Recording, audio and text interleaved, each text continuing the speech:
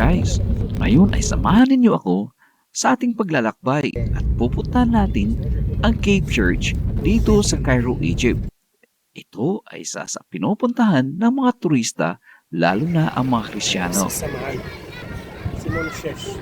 It's very famous here. You know, but not all the like the old Egyptian, Jewish we have. You know, This is the new one. this is all very new. All new. Not very old like the Cairo. You can see the old Cairo, all of them, you know, about 2,000 years. You know, the one here. You know the carving here, it came by Polish artist called Mario. They came here, you know, the decoration here, it took about 20 years, also new here. They could make about 70 carving here, all of them about the Christian, you know. About Christianity, the yeah. entrance, about the Holy Family here, you know. Like here, Mubarak Shaba Masr, like Masr, Egyptian people, like you know, like a holy, you know, from there when he went to the sky, you know, here like that here when you do victory of the mountain. A miracle. Yes. Yeah. You know why? Because at that time we have an Islamic general here. He asked the patriarch in Egypt, and he told him, okay, if you are right for your religion, ask the God to move the mountain. It was said he stayed 2 weeks, you know, praying, you know, and finally the mountain it was moved from there to be here. You know, it was like that. It's a very famous one here. And Sam'on, he was the one who asked for that. Who was the one who prayed. You know, Sam'an, it's a very old one. You know, like it was like during the 10th century. Okay. So ito ang Cave Church na ipinangalan kay Simon the Tanner, ang santong Coptic na nabubuhay noong 10th century AD sa pamamahala ni Almoiz, the Islamic Fatimid Caliph. So ganito yung nasa labas ng church.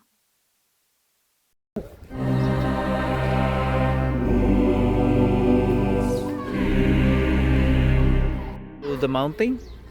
Inside. Okay. The cave. Okay. So we're now going to the cave. And this is Saint Simon's monastery. Yeah.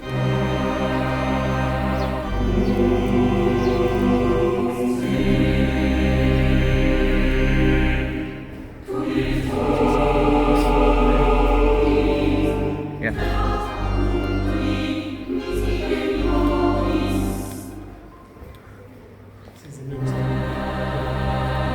It's the limestone, right?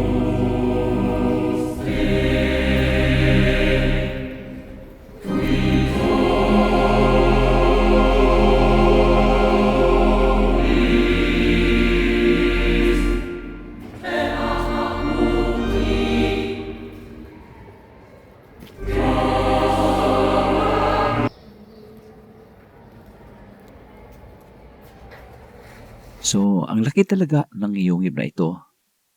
Talagang inukit nila mula sa bato. At ayon sa kwento, inutusan ni Almoiz si Coptic Pope Abraham Alexandria na ilipat ang bundok ng Mukatam para masubok ang kanyang pananampalataya sa Panginoon. Siya ay nag-fasting ng 3 araw. Siya ay nawalan ng malay nang ipinag-alam o ipinagpaalam sa kanya ng Birheng Maria na may taong nakakapaglipat ng bundok. Ang taong ito ay si Simon the Tanner na may 2 trabaho, shoe repairman at taga-deliver ng tubig. Sa madaling salita, nailipat ni Simon ang nasabing bundok mula sa lugar ni Ramses. Pagkatapos ng paglilipat, si Saint Simon ay biglang naglaho sa isa sa mga yungib. Dahil doon, ay gumawa na ang mga tao ng isang monasteryo sa nasabing lugar at ipinangalan kay Simon the Tanner.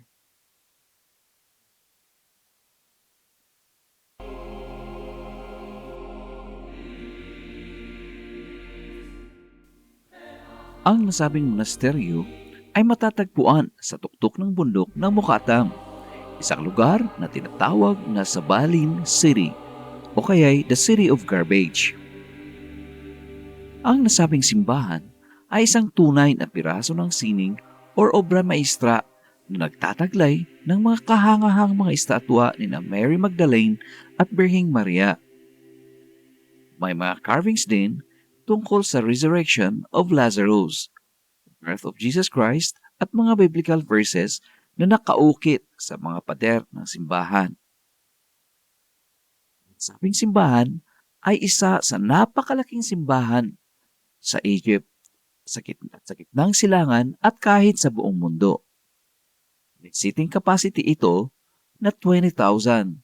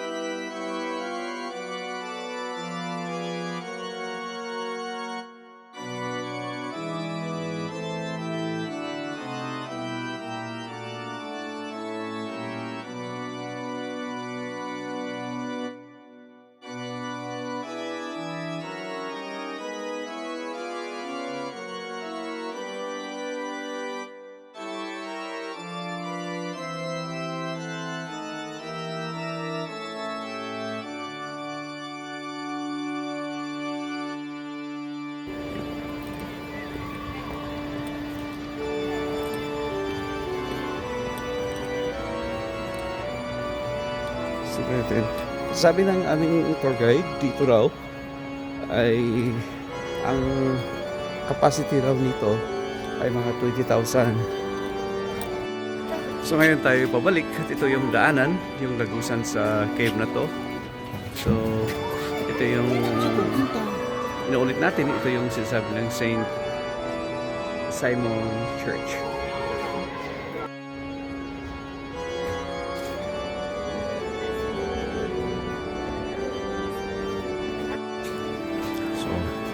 Lagusan na ito, pabalik.